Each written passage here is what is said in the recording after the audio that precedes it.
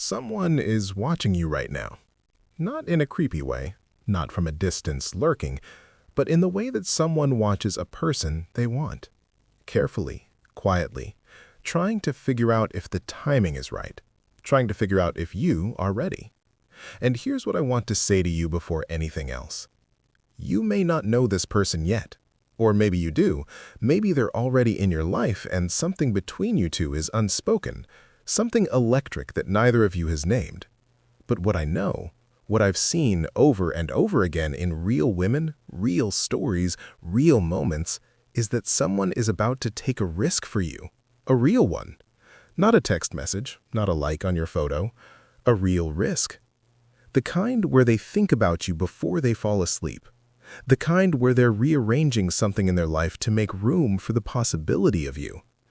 And the question I want to sit with you on today is not, is he coming? The question is, are you ready to receive him? Because there is a version of you that says yes with her mouth and no with everything else. There is a version of you that has been waiting so long that she's forgotten what it feels like to actually let someone in. There is a version of you that would look a good man in the face and find a reason to run, not because he's wrong, but because being chosen, truly chosen, is the most terrifying thing she can imagine. And that version of you? She's not broken. She's just not ready yet. That's what this conversation is about. Not how to find him, how to be ready when he arrives. Let me tell you something that I don't think anyone has said to you directly. When someone is about to take a big risk just to be with you, when someone is about to step past their own fear, past their own comfort zone, past the very real possibility of rejection, they are not just looking at what you look like. They are not just looking at how funny you are, or how kind, or how successful. They are watching how you receive. They are watching whether you flinch when someone is consistent. They are watching whether you get uncomfortable when someone is honest. They are watching whether you push people away right at the moment when things start to feel real. And I know, that sounds like I'm putting it on you, like I'm saying the reason love hasn't landed is something you're doing wrong. I'm not saying that. I'm saying something more complicated and more honest than that. Love that lasts doesn't just require you to attract someone. It requires you to keep them. And keeping someone, not through control, not through fear, not through performing, but through genuine openness, that requires a kind of readiness most of us never really built. Let me tell you about a woman I know. She was 34. She was smart, warm, beautiful, the kind of woman that people described as so easy to love. And she'd heard that her whole life. You're so easy to love. But she was alone. Not lonely. She had friends, a full life, things she cared about, but alone in that specific way that comes back to you on a quiet Sunday afternoon when no one is calling. And then she met someone. He was patient. He was consistent. He actually showed up when he said he would. And within 3 weeks, she had found 12 reasons not to trust him. He texted too quickly. Maybe he was desperate. He was too available. Maybe he was boring. He said something sweet. Maybe he wanted something. And she pulled back. And he, confused, pulled back too. And 6 months later, she was telling her friend, I don't understand why I keep meeting men who go cold. But here's what she couldn't see yet. She was the one who'd gone cold first. She just hadn't recognized it in herself because it felt like discernment. It felt like wisdom. It felt like protection. That's the truth no one tells you.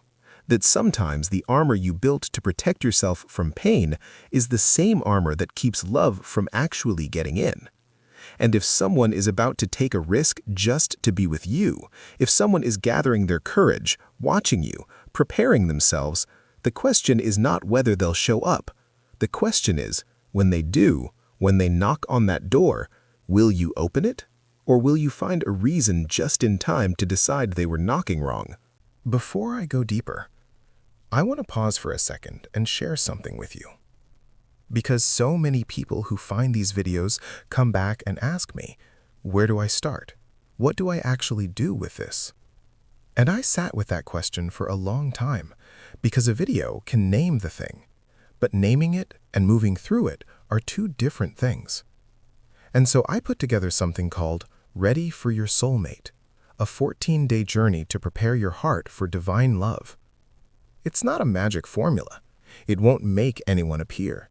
But what it does is walk you through the real work. Day by day, honestly, gently. The kind of work that actually changes how you show up for love. There are real stories in it. There are exercises, short ones, nothing overwhelming. And there's a framework that builds on itself so that by day 14, something inside you is genuinely different. If that speaks to you, the link is in the description. I'll come back to it a little later, but for now, let's keep going, because there is more here I want you to hear. Okay, so let's go under the surface now. Because the pattern we're talking about, the pulling back, the armor, the finding reasons, it doesn't come from nowhere. You didn't wake up one day and decide to be afraid of love. Something taught you to be. And I want to trace that back with you, not to blame anything or anyone, but because you cannot heal what you haven't named. The first thing I want to name is this. Most of us have a story about love. Not the romantic kind of story, a working theory. A deep, mostly unconscious belief about how love works, what it costs, and whether you deserve it. And that story was written a long time ago. Some of it was written in childhood, watching your parents, watching what love looked like in your house, learning whether love was safe or unpredictable, whether it was given freely or had to be earned. Some of it was written in your 20s, in relationships that ended badly, in the person who left without explaining, in the one who made you feel like being yourself was too much. And some of it was written in quieter moments than that, in a comment someone made that you've never forgotten, in the way someone looked at you when you said something real, in the times you tried to be loved and it didn't work. And all of those experiences got filed somewhere. They got organized into a belief. And the belief sounds something like this. Love is uncertain. Love requires you to perform. Love can be taken away. Or, I have to be exceptional to be chosen. I have to be low maintenance to be kept. I have to be careful not to want too much. Do you hear that? Does any part of that feel familiar? Because I want you to know, those beliefs are not the truth. They are the conclusions you drew from painful experiences. And they made sense at the time. They protected you. But they were written when you were smaller, when you had fewer options, when you couldn't yet choose who to love or how. And now that you're here, grown, capable, ready, they're still running. They're still making choices for you before you've consciously made them. Let me tell you about another woman. Her name doesn't matter. What matters is that she was 41. She'd been in 3 long relationships in her adult life. All 3 men, she would tell you, weren't ready for something real. And from the outside, that looked true. They all pulled back eventually. They all got comfortable and then distant. They all left her feeling like she wanted more than they could give.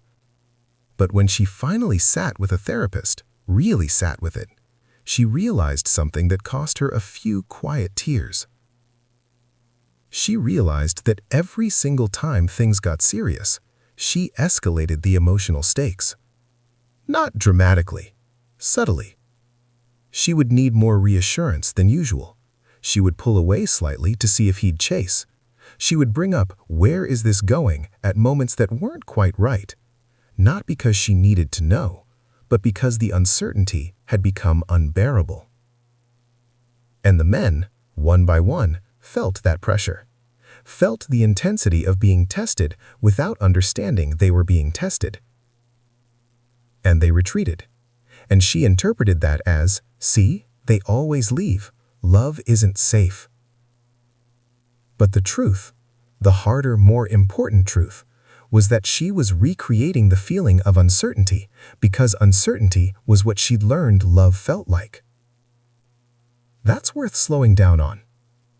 If you grew up in a home where love was inconsistent, where a parent was sometimes warm and sometimes withdrawn, where affection had to be earned, where you never quite knew where you stood, then your nervous system learned to read inconsistency as love. And so, when someone consistent shows up, someone calm, reliable, present, your nervous system doesn't recognize it as love. It registers it as boring, or suspicious, or not enough. And the anxious, complicated push-pull dynamic? That one feels like love, because that one feels like home. This is not a character flaw. This is a trauma response. And recognizing it, just naming it clearly, is the first step in actually moving through it. There's something else I want to name, because it's quieter and it costs more than people realize. It's the wound of not forgiving yourself. A lot of women who are waiting for love are actually quietly punishing themselves for something in their past.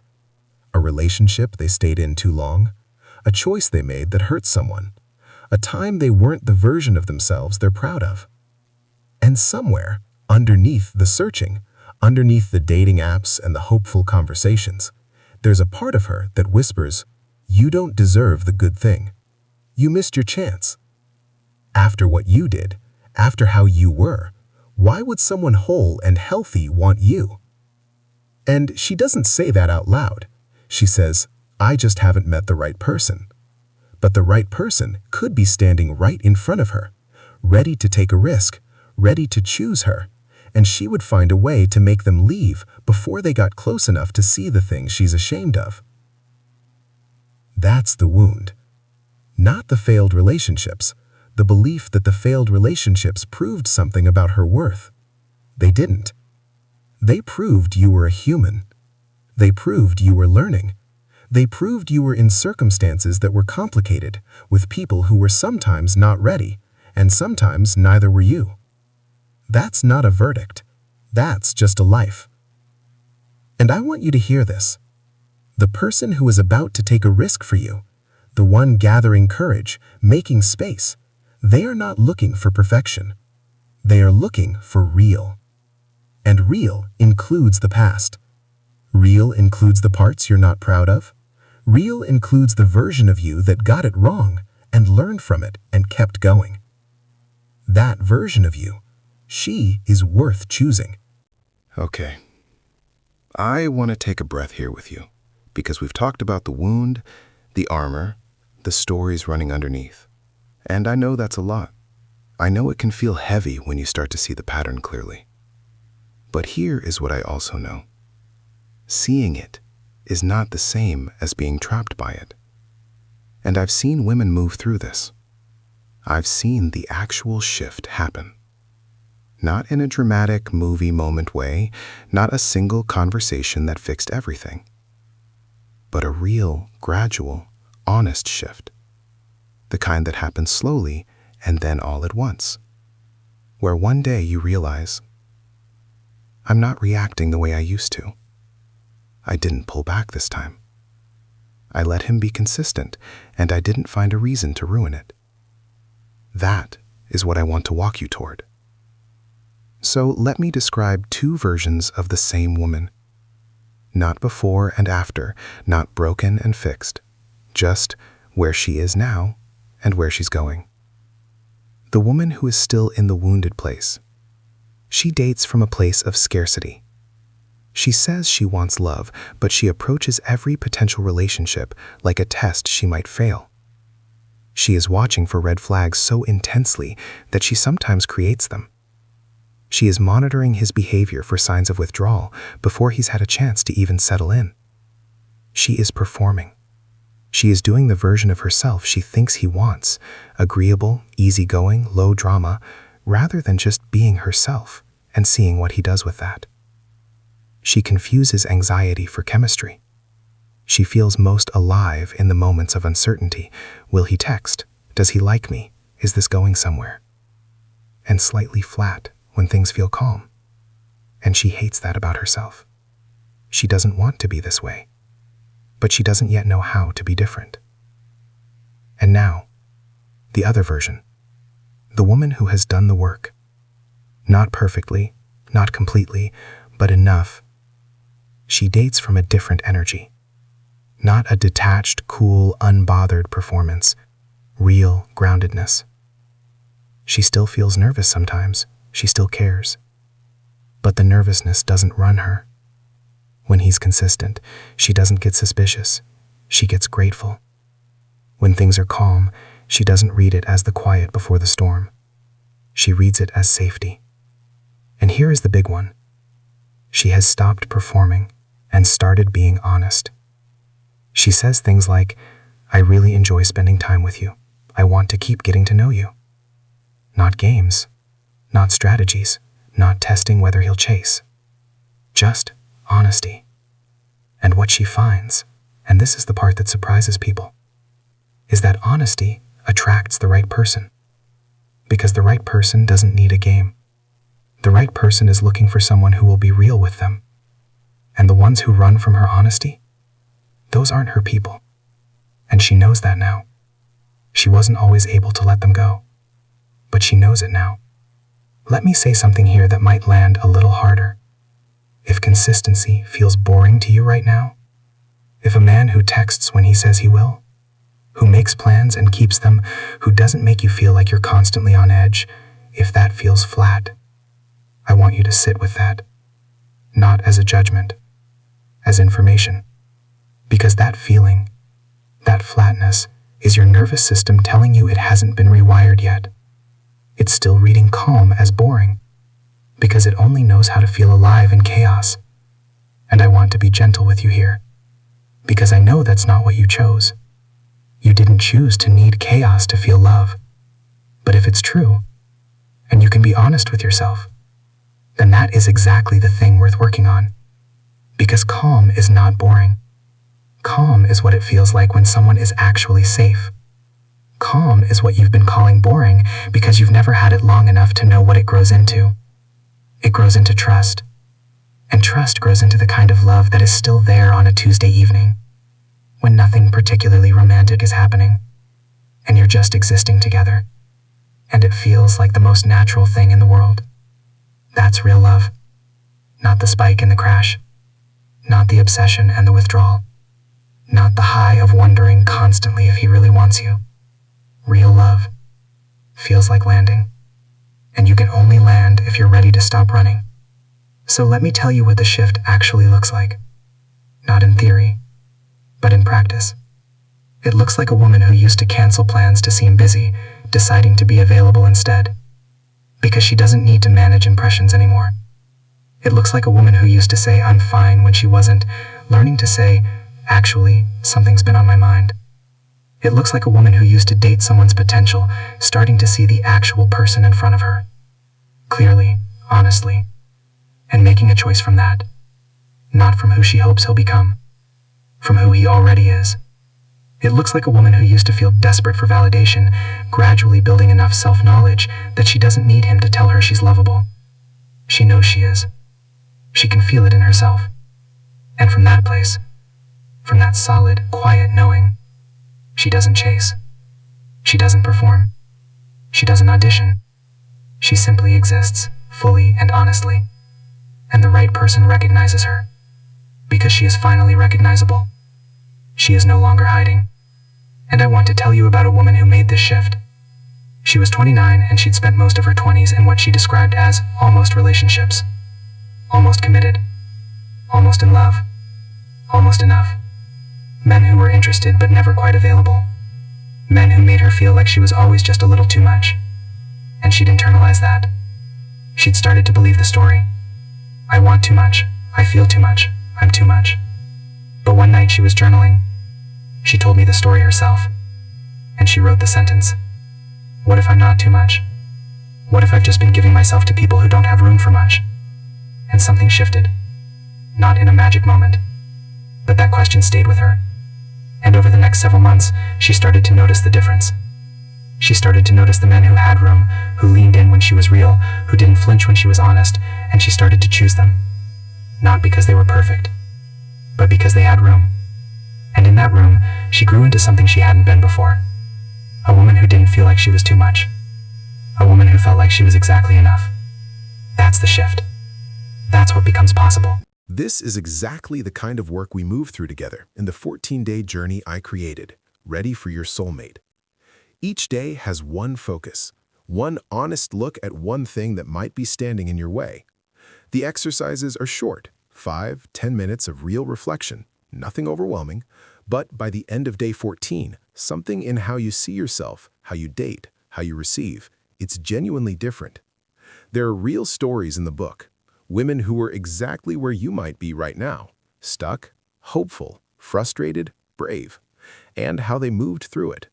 And there's a framework that builds day by day, so by the end, you're not just inspired, you're clearer. You know what you want, you know what you won't accept, and you stop waiting for love to complete you, because you realize you've already been becoming the woman who can receive it. The link is in the description if you want to take that next step. And now, let's come back to the practical ground, because there are things I want to give you. Okay, let's come down from the emotional altitude for a minute and talk about what this actually looks like on a regular Tuesday evening. Not in a journal prompt, not in a beautiful insight moment, in real life. Because the real work doesn't always feel like healing. Sometimes it feels like choosing not to send a text you know is about anxiety, not love. Sometimes it feels like sitting in the discomfort of "I don't know where this is going," without needing to immediately force a conversation that would make you feel temporarily safer. Sometimes it feels like noticing the story you're about to tell yourself about someone and pausing long enough to ask, is this actually true, or am I protecting myself? So let me give you some things, not as a checklist, not as rules, but as honest observations from real women doing this work. The first thing, stop making someone prove themselves before they've done anything wrong. I know this is subtle, and I know it doesn't feel like that's what you're doing, but there is a way that some of us approach new connections with a baseline of suspicion, where every action gets interpreted through the lens of, what does this mean? Is he pulling back? Is he testing me? Does he really mean this? And the exhausting thing is, you can feel that happening and still not be able to stop it. So I'm not saying stop having awareness. I'm saying try to notice when you've moved from awareness into interrogation, when you're no longer present with the person in front of you, and instead you're building a case file. Because the person who is about to take a risk for you is going to need to feel like they're walking toward you, not navigating a background investigation. Let them be new. Let the story be new. You don't have to repeat the last one. The second thing, learn the difference between a genuine red flag and a trigger that belongs to your past. This one is hard, and it requires real honesty.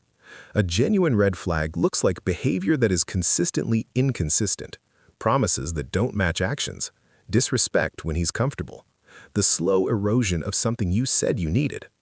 A trigger looks like he didn't text back for 3 hours, and now your stomach is in knots. He mentioned an ex in passing, and now you're spiraling. He was quiet last night, and now you're sure he's losing interest. Those two things feel identical in your body, but they're not the same. One is information about him, one is information about you. And knowing which one you're in, really knowing, is one of the most important skills you can build. Because when you can't tell the difference, you act on both the same way.